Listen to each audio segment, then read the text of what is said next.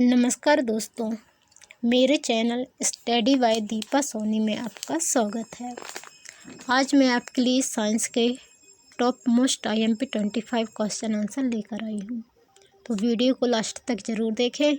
Channel पर नए आए हैं तो चैनल को सब्सक्राइब कर बेल आइकन को क्लिक कर लें।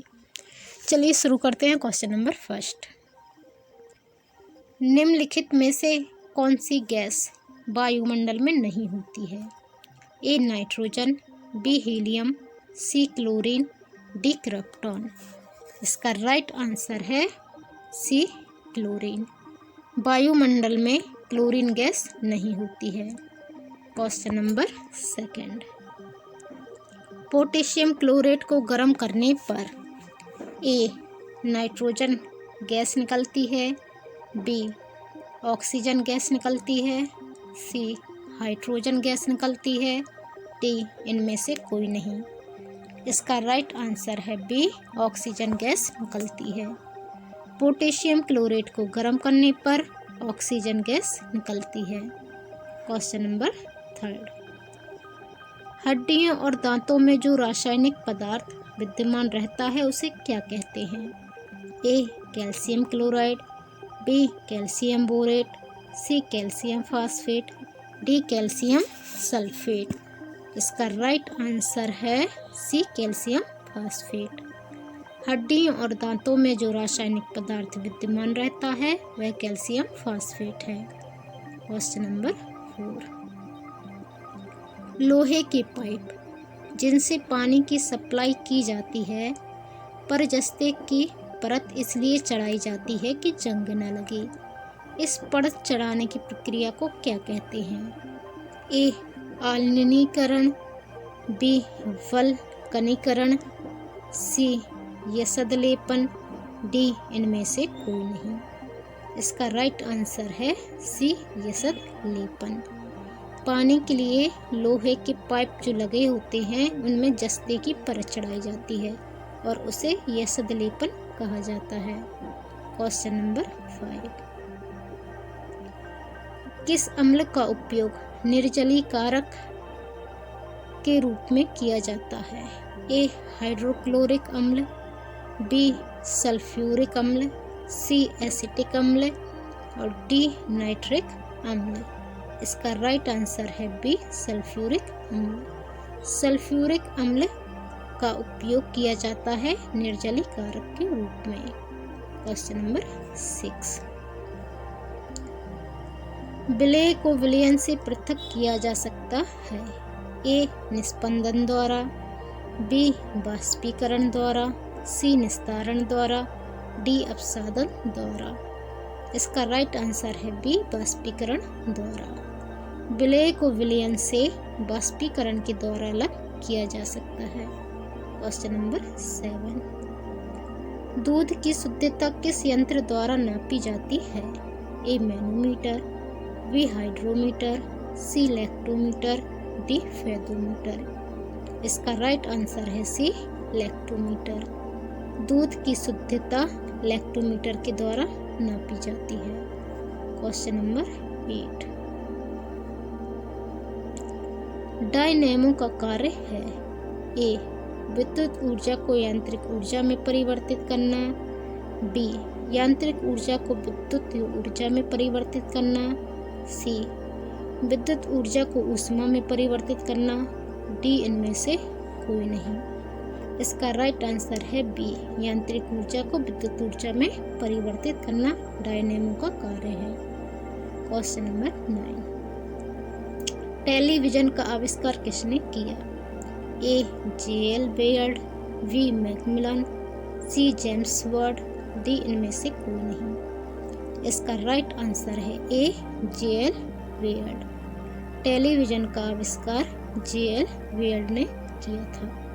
क्वेश्चन नंबर 10, निम्नलिखित में से कौन सी विद्युत चुंबकीय तरंगों का तरंगदैर्घ्य सबसे अधिक है?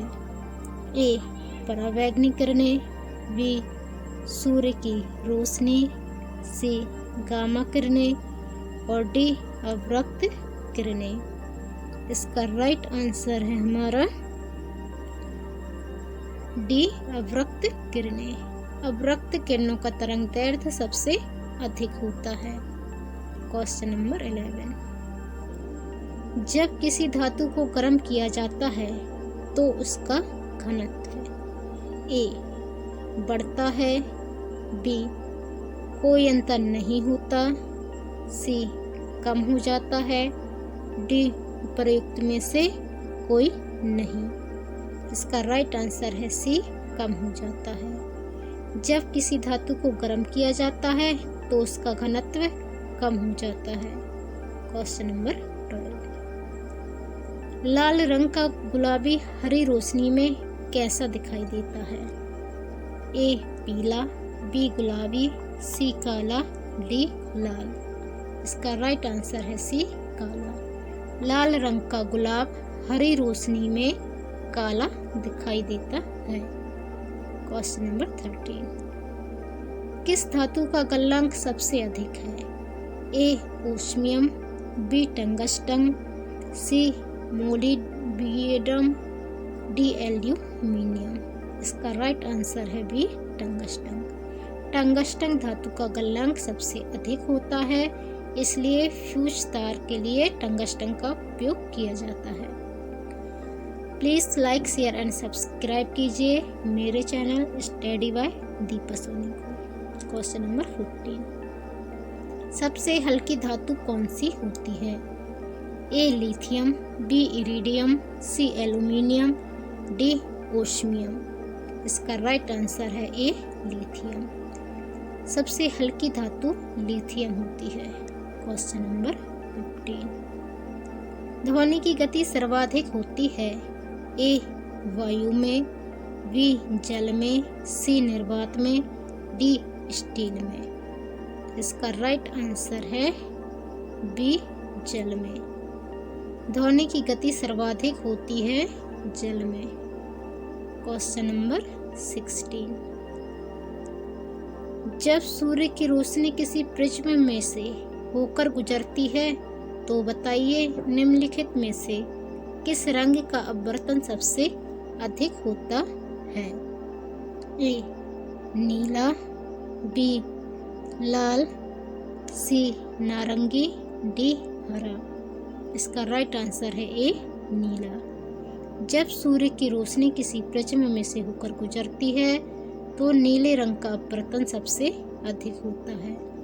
Question number 17।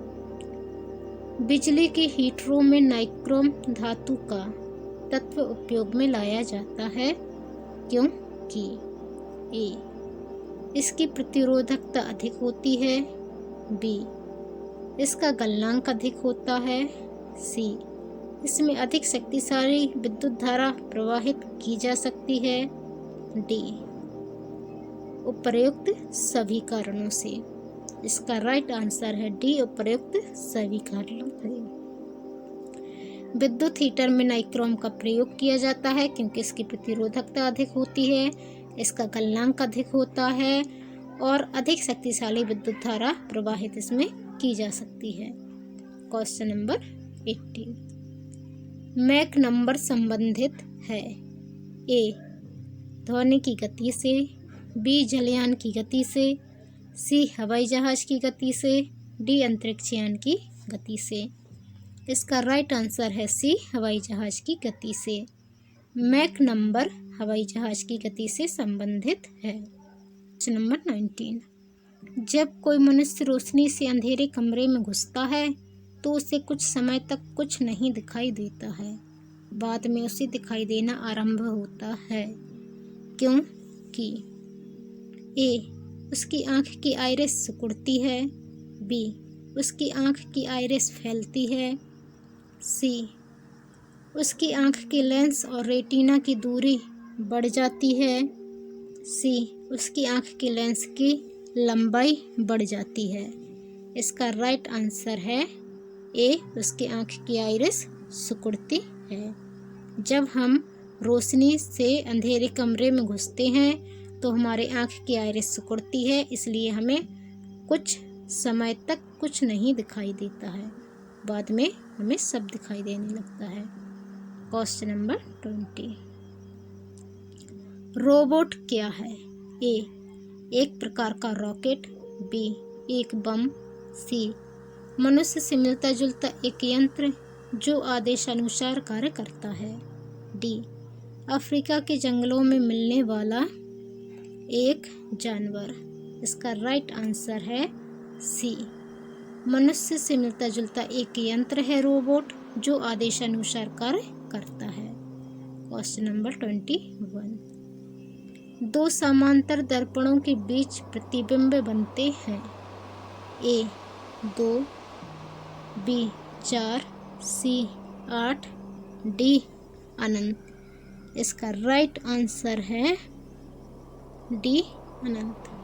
दो समांतर दर्पणों के बीच अनंत प्रतिबिंब बनते हैं। Question number 22। जब कोई जहाज नदी में से समुद्र में प्रवेश करता है तो ए ऊपर उठ जाता है, बी नीचे धंस जाता है, सी उसके स्तर में कोई बदलाव नहीं आता है, डी उपर्युक्त सभी। इसका राइट आंसर है ए ऊपर उठ जाता है। जब कोई जहाज नदी में से समुद्र में प्रवेश करता है तो ऊपर उठ जाता है। Question number 23। पृथ्वी पर कोई गतिशील पिंड विश्राम की अवस्था में निम्नलिखित कारण से आता है, ए जड़त्वीय नियम के कारण, बी घर्षण बल के कारण, सी संवेग संरक्षण के कारण, डी गुरुत्वाकर्षण बल के कारण। इसका राइट आंसर है बी घर्षण बल के कारण।